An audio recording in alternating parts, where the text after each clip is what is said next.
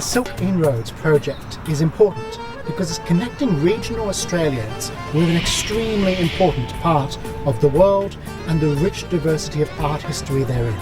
But more importantly still, it's connecting us to each other as people of regional Australia, learning new skills and making the world a better place stitch by stitch.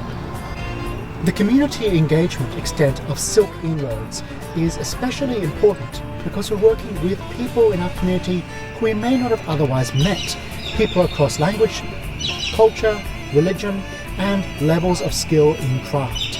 We are learning how to cross-stitch from each other, and we are learning about the history and mythology of Central Asia, the Persianate regions, the Mongols, China and West China in particular, by talking about the types of artwork which have come to define this region. So by learning from our community elders, we are learning how to sew. By talking to people in Wagga's arts community, we are finding out what's coming up in our local area.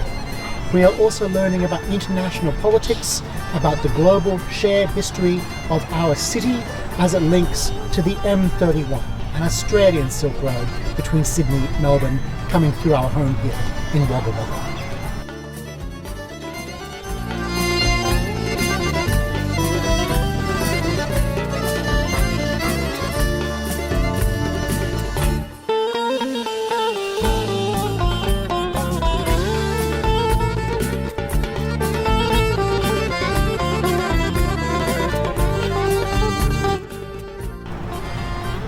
Silk Inroads is unique because I've spoken extensively to historians of Islamic art and archaeologists around the world, and they have never seen someone else attempt to translate ceramic architecture into needlepoint stitching. It is memorable, it is simple at the level of one stitch following another, but complex in terms of what we're making as a community together. People are excited to be part of this because each contribution is different and they're learning from each other in the process. Once it's finished and on display in full, you will see a wall of colour and complexity to rival any in the Shah-e-Zinda and the Jama Mosque in Yazd, Iran. But this will be unlike those. This will be our version, a study and interpretation of complex different histories which become translated through needlepoint here in Wagga Wagga through the hands of people who have never tried this.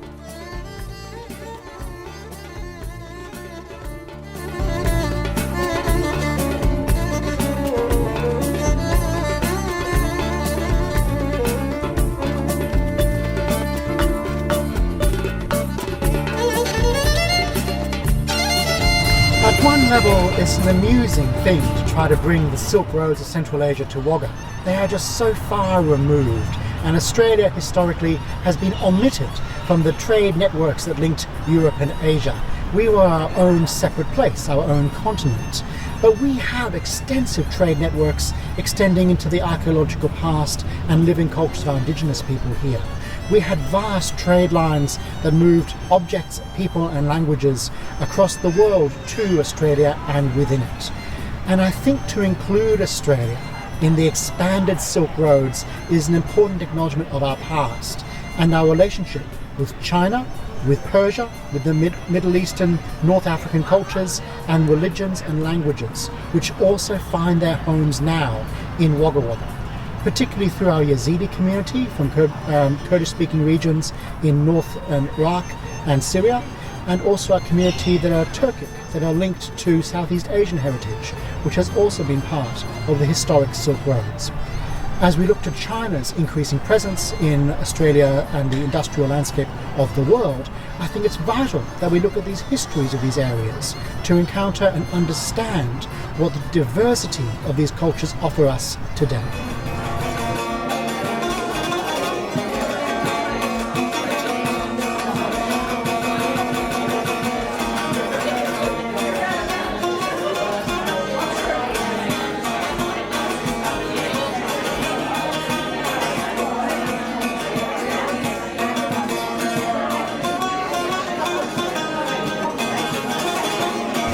I think my favourite part of the Silk Inroads program is the excitement that people bring to their own part of it, where they are learning to stitch from each other, where they're creating things that they've never created before and they're proud of.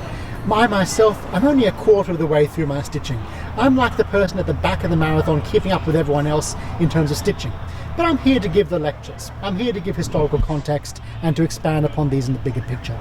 So I've enjoyed the challenge of making things with my own hands, learning from those who are far more experienced in this space, and hopefully sharing that experience with others in my own way.